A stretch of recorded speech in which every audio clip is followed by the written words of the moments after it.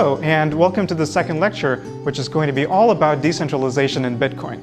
Now, in the first lecture, you saw a lot of the crypto basics that underlie Bitcoin, and we ended with a simple currency that we called Scrooge coin that seems to achieve a lot of what we want in a ledger-based cryptocurrency, except for one big glaring problem, which is that it relies upon the centralized authority called Scrooge. And we ended with the question of how do we de-Scroogify this currency? How do we go to a decentralized version of this? That's what we're going to see today.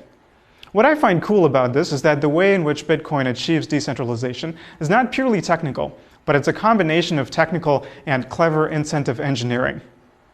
And at the end of this lecture, you should have a really good appreciation for how this happens, and a lot of the magic or the mystery of Bitcoin should become clear to you, and how it works, and why it's secure, and what makes it tick. So it turns out that decentralization is an important concept not just for Bitcoin, but in fact, this notion of competing paradigms of centralization versus decentralization plays out in a variety of different digital technologies. To understand Bitcoin's decentralization, I want to start with the caveat that decentralization almost always is not all or nothing. Almost no system is purely decentralized or purely centralized.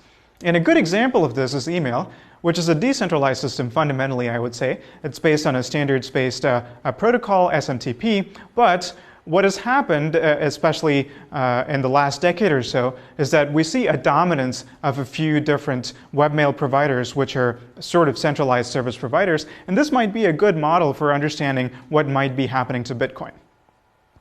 So with that, let's delve into some of the technical aspects of Bitcoin's decentralization, and I would break this down into at least 5 different questions.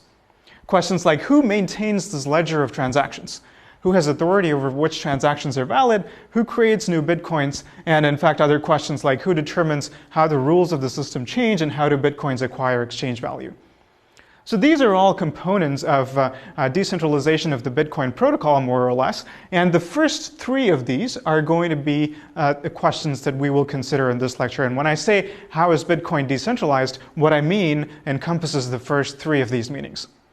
And I want to emphasize that there are aspects to decentralization beyond the protocol. That includes things like Bitcoin exchanges, where you can convert Bitcoin into other currencies. It includes things like wallet software and a variety of other service providers. And so even though the underlying protocol is decentralized, these services that develop on top of it may be centralized or decentralized to varying degrees.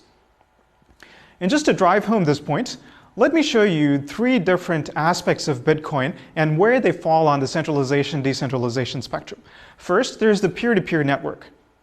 And this aspect of Bitcoin, I would say, is the closest thing to purely decentralized. Why is that? Because anybody can run a Bitcoin node, and there's a fairly low barrier to entry. You can go online, you can download a Bitcoin client yourself. It requires a lot of disk consumption on your computer, but basically you can run that on your laptop or your PC yourself. And currently there are several thousand Bitcoin nodes, and so this really resembles a peer-to-peer decentralized system.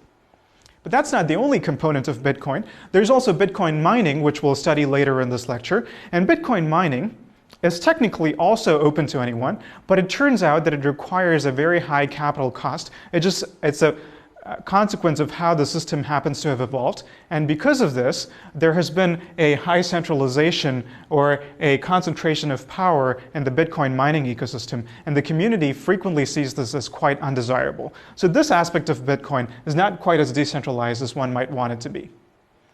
And here's a third aspect, updates to the software. And this really gets to how and when the rules of the system change. And once again here, one can conceptually imagine that everybody running a Bitcoin node will look at the Bitcoin specification and maybe even create their own software. And again, you have a purely decentralized system. But of course, that's not how it works in practice. The core developers are really trusted by the community, and they have a lot of power when it comes to determining what Bitcoin software each of these nodes will run on their computer.